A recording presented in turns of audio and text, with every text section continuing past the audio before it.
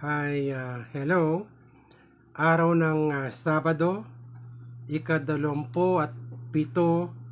ng Nobyembre 2021. Oras dito sa Pilipinas, ika-3:30 ng umaga. Binabati ko po kayong lahat na nanonood sa aking presentasyon sa oras at araw na ito.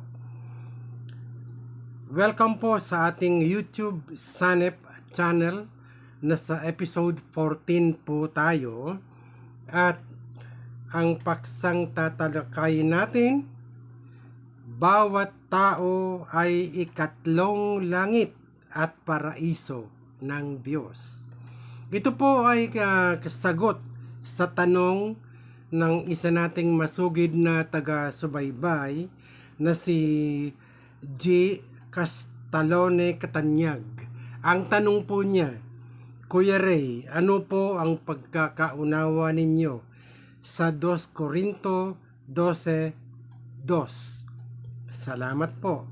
So, ang sagot ko po ay bawat tao ay ikatlong langit at paraiso ng Diyos. Okay. Ito po sa 2 Corinto 12:1. Ito po ay isang pahayag galing kay Pablo. Kinakailang ako'y magmapuri, bagaman ito'y hindi nararapat. Ngunit aking sasaysayin ang mga pangitain ko, sabi niya, at mga pahayag ng Panginoon. So, ito pong tanong sa 2 Corinto 12:2 ay may kaugnayan sa pagpapahayag ni Pablo ng kanyang pangitain tungkol po sa nakasulat, at ito po ang nakasulat. 2 Corinto 12:2. Nakilala ko ang isang lalaki kay Kristo na mayroon ng 14 na taon. Maging sa katawan, ewan ko, o maging sa labas ng katawan, ewan ko, Diyos ang nakakaalam. Na inagaw hanggang sa ikatlong langit.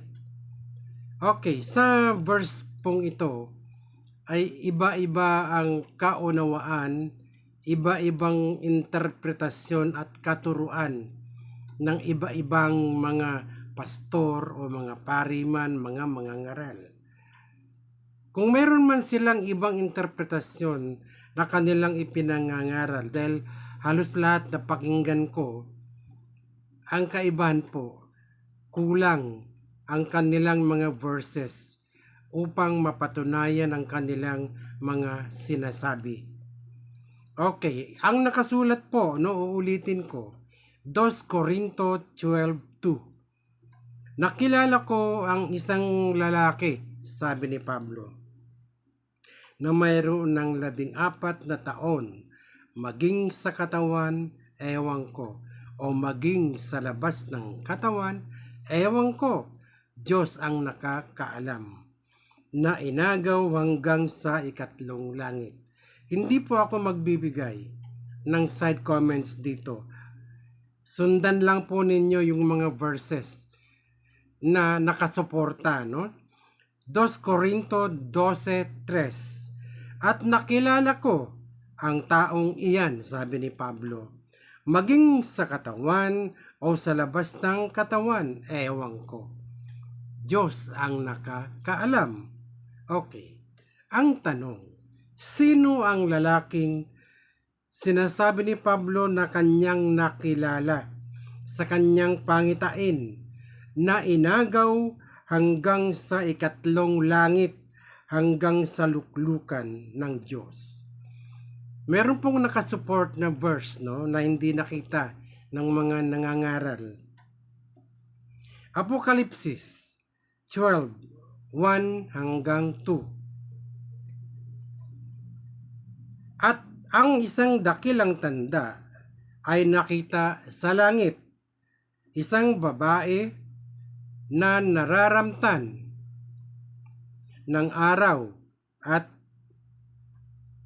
Ang buwan ay nasa ilalim ng kanyang mga paa, at sa kanyang ulo ay may isang putong na 12 bituin. At siya'y nanganak, ito na, ng isang lalaki, anak na lalaki, na maghahari, na may pangampas na bakal sa lahat ng mga bansa. At ang kanyang anak ay inagaw na dinala hanggang sa Diyos, hanggang sa kanyang luklukan. Sa pangitain po ni Pablo, ito yung tinutukoy, ay yung anak na lalaki na inagaw na dinala hanggang sa Diyos, hanggang sa kanyang luklukan. Dinala, inagaw hanggang sa ikatlong langit. Okay. Ngayon, ano ba itong ikatlong langit? Awit 93:2. Ang luklukan mo'y natatag ng una. Ikaw ay mula sa walang pasimula. So, ang ikatlong langit po ay luklukan ng Diyos, no? Awit 1:135. Sino ang gaya ng Panginoon nating Diyos na may kanyang upuan sa itaas? So may upuan pala ang Diyos sa itaas, doon sa kanyang luklukan. Apokalipsis 22:1. At ipinakita niya sa akin ang isang ilog ng tubig ng buhay. Si Juan po ang nagsasalita, na maningning na gaya ng bubog, na lumalabas sa luklukan ng Diyos at ng kanyang kordero. Okay. Banggitin natin dahil nabanggit din, inagaw sa paraiso ng Diyos. Yung lalaking nakita ni Pablo sa kanyang pangitain. 2 Corinto 12:4. Na kung paanong siya'y inagaw sa paraiso at nakarinig ng mga salitang di masayod na hindi nararapat salitain ng tao. May isang hiwaga talinghaga po dito sa verse na ito, no? Na inagaw sa paraiso. Anong paraiso ba ang tinutukoy? At nakarinig ng mga salitang di masayod na hindi nararapat salitain ng tao. Ito bang paraiso ay may kaugnayan sa tao? Sundan lang po natin, Apokalipsis 2:7. Ang may pakinig ay makinig sa sinasabi ng Espiritu sa mga iglesia. Ang magtagumpay ay siya kung pakakanin ng punong kahoy ng buhay na nasa paraiso ng Diyos. Nasaan ba itong paraiso? Ay bakit may narinig ng mga salitang di masayod? May tao na ba doon? Sa totoong paraiso, wala pang tao noon, no? Pero may tinutukoy na ibang paraiso. Ito na yung totoo sigurong paraiso. Lucas 23:43. Ngayon ay kakasamahin kita sa paraiso. Yung isa sa mga sa isa sa pinako sa krus, yung tulisan. Ay sabi niya kasi, Jesus, iligtas mo ang iyong sarili at kami rin. At huwag mo akong kalimutan, isama mo ako. Ang sabi ni Jesus, ngayon ay kakasamahin kita sa paraiso. Okay, yung paraisong tinutukoy, ayon sa unang pagkaunawa ng halos lahat ng mga ngaral. Ito yung nasa Eden, no? Iyan din ay ang kinaroroonan ng Diyos. Ngunit, lumipas ang panahon. Ang lahat ng bagay ay binago ng Diyos. So, yung kanyang luklukan, yung ikatlong langit, at ang paraiso ay nagkaroon na ng ibang kahulugan nang baguhin ng Diyos ang lahat ng mga bagay. Apokalipsis 21:5. At yaong nakaluklok sa luklukan ay nagsabi, ginagawa kong bago ang lahat ng mga bagay. At sinabi niya, isulat mo, sapagkat ang mga salitang ito ay tapat at tunay. So, nabago na po kung ano man ang dating pagkaunawa, ang pagkakapalagay, ang pagkakaintindi ng halos lahat tungkol sa luklukan, paraiso, ikatlong langit, at yung kinaroroonan ng Diyos. Nabago na po yun. No? Kung may narinig kayong mga langit, langit, bago na po ang langit na tinutukoy. Okay. Isaiah 65:17. Ang Diyos ay lumikha ng mga bagong langit. Maraming langit po ang nilikha ng Diyos. Isaiah 65:17. Sapagkat narito, ako'y lumilikha ng mga bagong langit at ng bagong lupa, at ang mga dating bagay ay hindi maaalala o mapapasaisip man. Unawain natin, ako'y lumilikha, meaning to say tuloy-tuloy yan. Tuloy-tuloy sa paglikha ng mga bagong langit. So, hindi na yung langit na pinag-uusapan nung una. May mga bagong langit. At sino kaya ang mga bagong langit? Sundan lang natin. Yung mga bagong langit. Kaninong langit ang mga langit? Kaninong langit ito? Yung mga langit. Awit 1:15-16. Ang mga langit ay mga langit ng Panginoon. So, pag-aari pala ng Diyos ang mga langit. Ngunit ang lupa ay kanyang ibinigay sa mga anak ng mga tao. Deuteronomio 10:14. Narito, sa Panginoon mong Diyos na uukol ang langit at ang langit ng mga langit, ang lupa, 10 ng lahat ng nangarian. Hindi ba kayo nagtataka at nagugulat? May langit na, mayroon pang langit ng mga langit. Sino nga ang tinutukoy na mga langit ng mga langit? Okay. Ngayon, narito ang Panginoon mong Diyos sa kanya nauukol. Inulit ko lang, no?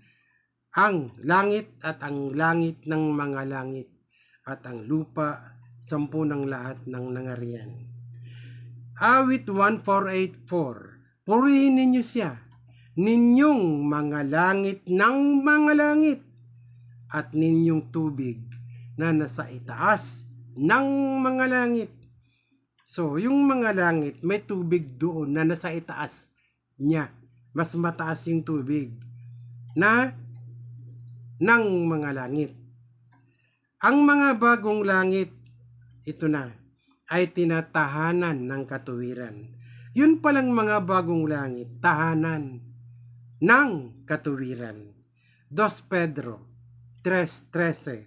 Ngunit, ayon sa kanyang pangako, ay naghihintay tayo ng bagong langit at ng bagong lupa na tinatahanan ng katuwiran. Yung langit nung unang panahon, yung unang pagkaunawa, hindi ganon eh. Pero itong bagong langit, tinatahanan ng katuwiran. Ay sino itong bagong langit? Ngayon, ang tanong pa, nakakausap ba ang mga langit? Okay. Deuteronomio 32:1. Makinig kayo, mga langit. Ayan na, may kinakausap ng Diyos yung mga langit. At ako'y magsasalita at pakinggan ng lupa ang mga salita ng aking bibig. So, nakakausap yung mga langit. Nauutusan ba ang mga langit? Jeremiah 2:12. Mangagtaka kayo o kayong mga langit sa bagay na ito, at mga takot ng kakilakilabot mga tuyukang lubha, sabi ng Panginoon. So, nauutusan yung mga langit. Ay sino kaya itong mga langit? Okay. Magugulat kayo. Iba na ngayon nang baguhin ng Diyos ang lahat ng mga bagay. Yung ikatlong langit na kanyang tirahan kung nasaan ang kanyang luklukan at luklukan din ng kordero. Nabago na po yun. Bawat tao ay ikatlong langit. Sinong magtuturo sa inyo niyan? Sinong magpapaunawa sa inyo? Kaya nga, ang tanong mo, G. Castalone Catanyag, napakahirap po. Nag-research pa ako ng napakatagal bago ito na nga, ngayon ko lang sinasagot yung tanong mo, no? Bawat tao ay ikatlong langit. Unang Tesalonica 4:17. Kung magkagayon, tayong nangabubuhay na nangatitira ay aagawing kasama nila sa mga alapaap upang salubungin ang Panginoon sa hangin. At sa ganito'y sa Panginoon tayo magpakailanman. Masyadong controversial po ang verse na ito, no? Tayong nangabubuhay, ang sabi, ay aagawing kasama nila. Sino ang aagaw? Upang salubungin ang Panginoon sa hangin. Ano ba yung hangin? Espiritu po. No? At sa ganito isa sa Panginoon tayo magpakailanman. So, yung ikatlong langit na luklukan ng Diyos, iba na. No? Sa Panginoon tayo magpakailanman. Ay saang lugar yon? Kasi binago na nga ang lahat eh. Okay. 1:14-20. Sa araw na yaoy, makikilala ninyong ako'y na sa aking Ama at kayo'y na sa akin at ako'y na sa inyo. Ayan na, nagsama-sama na. Ako'y na sa aking Ama at kayo'y na sa akin at ako'y na sa inyo. Iyan na po yung bagong langit. Marcos 14:62. At sinabi ni Jesus, ako nga, at makikita ninyo ang anak ng tao na nakaupo sa kanan ng makapangyarihan na pumaparito na nasa alapaap ng langit. Ayan na, nakaupo na siya sa kanan ng makapangyarihan. Ay saan ba yung kanan ng makapangyarihan na kanyang inupuan? Okay, Marcos 16:19. Ang Panginoong Jesus nga, pagkatapos na sila'y mga kausap niya, ay tinanggap sa itaas ng langit at lumuklok sa kanan ng Diyos. Ay nasaan itong kanan ng Diyos na niluklukan niya? Mateo 28:20. Na ituro ninyo sa kanila na ganapin ang lahat ng mga bagay na inutos ko sa inyo. At narito, ako'y sumasa inyong palagi. Ayan na. Hanggang sa katapusan ng sanlibutan. Okay. Sa madaling salita, yung luklukan ng Diyos, naroon din ang kanyang anak, si Jesus. 2 Corinto 5:16. Kaya nga mula ngayon ay hindi namin nakikilala ang sinuman ayon sa laman. Bagamat nakilala namin si Kristo ayon sa laman, ngunit sa ngayon hindi na namin nakikilala siyang gayon. So, spiritual po ang pag-uusap. 2 Pedro 3:10. Datapwat darating ang araw ng Panginoon na gaya ng magnanakaw, na ang sangkalangitan sa araw na iyan ay mapaparam. Mawawala po yung unang langit na kasabay ng malaking ugong at ang mga bagay sa langit ay mapupugnaw. Tinapos na po. At ang lupa at ang mga gawang nasa lupa ay pawang masusunog. Apokalipsis 21:1. At nakita ko ang isang bagong langit, bago na po ang langit, at isang bagong lupa, sapagkat ang unang langit at ang unang lupa ay naparam at ang dagat ay wala na. Apokalipsis 21:3. At narinig ko ang isang malakas na tinig na mula sa luklukan na nagsabi, ang tabernakulo ng Diyos ay nasa mga tao. Ayan na. Yung mga tao po, yan na yung bagong langit. At siya'y nananahan sa kanila. At sila'y magiging bayan niya. At ang Diyos din ay sa kanila. At magiging Diyos nila. Okay. Bawat tao, katatapos lang natin, bawat tao ay ikatlong langit. Ngayon naman, bawat tao ay paraiso ng Diyos. Apokalipsis 2:7. Ang may pakinig ay makinig sa sinasabi ng Espiritu sa mga iglesia. Ang magtagumpay ay siya kung pakakanin ng punong kahoy ng buhay na nasa paraiso ng Diyos. So, bawat tao, paraiso ng Diyos. Sa araw na yaoy, makikilala ninyong ako'y nasa aking Ama at kayo'y nasa akin at ako'y nasa inyo doon sa paraiso. Sama-sama na tayo. Di ba? Bawat tao, ikatlong langit. Bawat tao, paraiso ng Diyos. Kung nasaan ang Diyos, ang Kristo at si Jesus, naroon tayo. Ako'y sumasa inyong palagi hanggang sa katapusan ng sanlibutan. So, tayo po yun. Naituro ninyo sa kanila na kanilang ganapin ang lahat ng mga bagay na inutos ko sa inyo. At narito ako'y sumasa inyong palagi hanggang sa katapusan. Tayo po ang ikatlong langit. Tayo po ang paraiso ng Diyos. Ito po ang misyon ng SANEP. No? SANEP is a spiritual unifier, neutralizer, equalizer, purifier. Okay, nagmamadali lang ako dahil kasi po mahirap mag-upload. Ikalawang langit, pag-usapan natin ang ikalawang langit na hindi nabibigyan ng lubos na pagpapaliwanag. Ano? Ito na, Genesis 1:1. Nang pasimula ay nilikha ng Diyos ang langit at ang lupa. At ang lupa ay walang anyo at walang laman.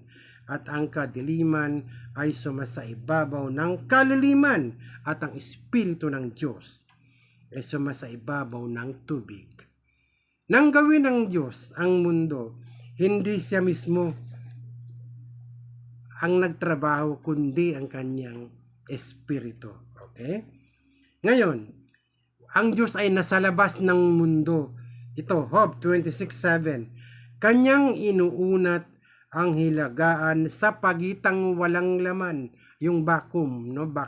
Kung tawagin. At ibinibitin ang lupa sa wala. So, nasa labas ang Diyos. Nung gawin niya ang ikalawang langit, nasa labas siya ng earth, no? Job 37:21. At ngayon, hindi nakikita ng mga tao ang makinang na liwanag. Marami kasi ang nagsasabi na yung ikalawang langit nandoon ang constellation, mga planeta, mga galaxies at ang mga bituin na bilyon-bilyon, ano? So may makinang na liwanag doon. At ngayon hindi nakikita ng mga tao ang makinang na liwanag na nasa mga langit. Ngunit ang hangin ay dumadaan at pinapalis ang mga yaon. Unang Hari 8:27. Ngunit katotohanan bang tatahan ang Diyos sa lupa? Narito, sa langit at sa langit ng mga langit ay hindi ka magkasya. Gaano pa sa bahay na ito na aking itinayo. Mga kapatid ko, nagmamadali ako kasi mahaba na, mahirap po mag-upload. Okay. Itong ikalawang langit, hindi ko pa masyadong na-research ng mabuti. Ang mahalaga ay ang paraiso ay ikaw, tayo. At ang bagong langit ay tayo. Mga kapatid ko, ako po ang inyong Tito Ray Grande, ang inyong spiritual unifier, neutralizer, equalizer, purifier. Hanggang sa muli po. Sana po, yung mga hindi pa nakapag-subscribe, mag-subscribe na po kayo at please share na po ninyo ito. No? Huwag natin ipagdamot. Salamat at magandang umaga po.